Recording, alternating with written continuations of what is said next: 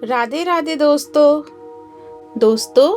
महाभारत काल में श्री कृष्ण ने पांडवों के माध्यम से कलयुग के बारे में 5 ऐसे सत्य बताए थे जो आज के युग में सर्वथा सत्य सिद्ध हो रहे हैं। वो कौन से 5 सत्य हैं, उन बातों का विश्लेषण हम इस वीडियो में करेंगे। बात उस समय की है जब 5 पांडवों को वनवास हो गया था और वनवास जाने से पहले 5 पांडव श्री कृष्ण के पास गए और पूछा, हे श्री कृष्ण, अभी इस द्वापर युग का अंतकाल चल रहा है। आप हमें बताएं कि आने वाले कलयुग की चलिए गति क्या और कैसी होगी। श्री कृष्ण जवाब देते हैं कि मैं तुम्हें इसका सीधा सा उत्तर तो नहीं दे सकता, लेकिन हाँ, तुम 5 भाई वन में जाओ और वन में जो कुछ भी दिखे मुझे आकर बताओ। मैं उसका तुम्हें कलयुग में प्रभाव बताऊंगा। उसके बाद 5 भाई वन में चले गए और वन में उन्होंने जो कुछ भी देखा उसे देखकर वे आश्चर्यचकित रह गए। युधिष्ठिर भ्रमण पर थे। उन्होंने एक जगह पर देखा कि एक हाथी की 2 सूंड थीं। यह देखकर युधिष्ठिर के आश्चर्य का ठिकाना ही नहीं रहा। युधिष्ठिर ने कहा, मैंने तो पहली बार 2 सूंड वाला हाथी देखा। यह मेरे लिए तो बहुत ही आश्चर्यजनक था। भगवान श्री कृष्ण कहते हैं, धर्मराज, अब तुम कलिकाल की सुनो। कलयुग में ऐसे लोगों का राज्य होगा जो दोनों ओर से शोषण करेंगे, बोलेंगे कुछ और करेंगे कुछ और, मन में कुछ और ही होगा और कर्म कुछ और होंगे, और ऐसे ही लोगों का कलयुग में राज होगा।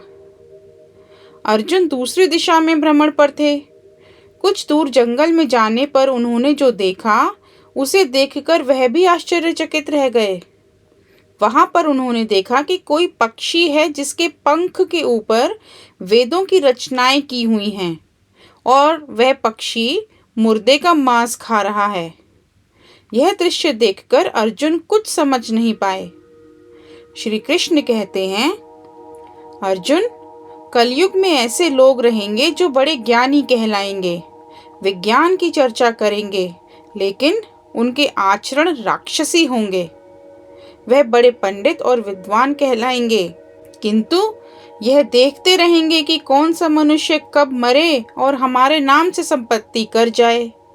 हर जाति धर्म के प्रमुख पदों पर बैठे लोग विचार करेंगे कि कब किसका श्राद्ध हो और कौन कब किस पद से हटे और हम उस पर चढ़ जाएं। चाहे कितने भी बड़े लोग हों, परंतु उनकी दृष्टि धन और पद के ऊपर ही रहेगी। ऐसे ही लोगों की बहुतायत होगी। अर्जुन के बाद भीम ने अपना अनुभव सुनाया। भीम ने कहा, गाय अपने बछड़े को इतना चाट रही थी कि उसका बच्चा लहूलुहान हो गया। श्री कृष्ण कहते हैं, कलयुग में माँओं की बच्चों के लिए ममता इतनी बढ़ जाएगी कि उन्हें अपने विकास का अवसर ही नहीं मिलेगा।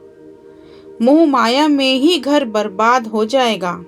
किसी का बेटा घर छोड़कर साधु बनेगा तो हजारों व्यक्ति दर्शन करेंगे, और यदि अपना बेटा साधु बनना चाहेगा तो रोएंगे कि मेरे बेटे का क्या होगा।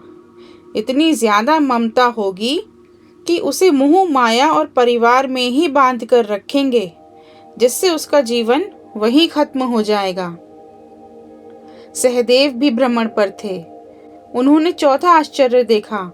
उन्होंने देखा कि 6-7 कुएं हैं जिनमें पानी है और बीच का एक कुआं खाली है। बीच का कुआं काफी गहरा होते हुए भी उसमें पानी नहीं है। उन्हें घोर आश्चर्य हुआ, ऐसा कैसे हो सकता है। श्री कृष्ण ने जवाब में कहा, कलयुग में लड़की के विवाह में, मकान के उत्सव में, छोटे बड़े उत्सवों में तो लाखों रुपए खर्च कर दिए जाएंगे, परंतु पड़ोस में ही यदि कोई भूखा प्यासा मर रहा होगा तो यह नहीं देखेंगे कि उसका पेट भरा है कि नहीं। उनका अपना भी यदि भूख से मर जाएगा तो भी उसे देखते रहेंगे। दूसरी ओर मौज करेंगे, मांस मदिरा का भक्षण करेंगे। सुंदरता और जश्न में पैसे उड़ाएंगे, किंतु किसी के 2 आंसू पोंछने में उनकी कोई रुचि ना होगी। कहने का तात्पर्य यह है कि कलयुग में अन्न के भंडार तो होंगे, लेकिन लोग भूख से मरेंगे। सामने बड़े बड़े घरों में ऐशो आराम चल रहे होंगे, लेकिन पास की झोपड़ी में आदमी भूख से मर भी जाएगा तो किसी को कोई फर्क नहीं पड़ेगा। एक ही जगह पर असमानता अपने चरम पर होगी। नकुल भी भ्रमण पर थे और उन्होंने एक आश्चर्यजनक घटना देखी कि एक पहाड़ के ऊपर से एक बड़ी सी चट्टान लुढ़कते हुए नीचे आ रही है। वह कितने ही व्यक्तियों से टकराकर उनको नीचे गिराते हुए आगे बढ़ जाती है। विशालकाय वृक्ष भी उसे रोक नहीं पाते। इसके अलावा यह चट्टान कितनी ही अन्य चट्टानों के साथ टकराती है, लेकिन रुक नहीं पाती है। लेकिन अंत में वह चट्टान एक अत्यंत छोटे से पौधे का स्पर्श होते ही स्थिर हो जाती है।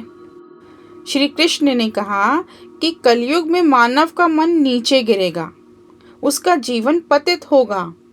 यह पतित जीवन धन की शिलाओं से नहीं रुकेगा, ना ही सत्ता के वृक्षों से रुकेगा, किंतु हरि नाम के छोटे से पौधे से, हरि कीर्तन से मनुष्य जीवन रूपी पौधे का पतन होना रुक जाएगा।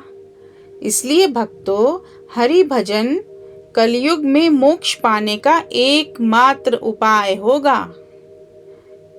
मित्रों, वीडियो पसंद आया हो तो लाइक करें और हमारे चैनल को सब्सक्राइब करें। राधे राधे।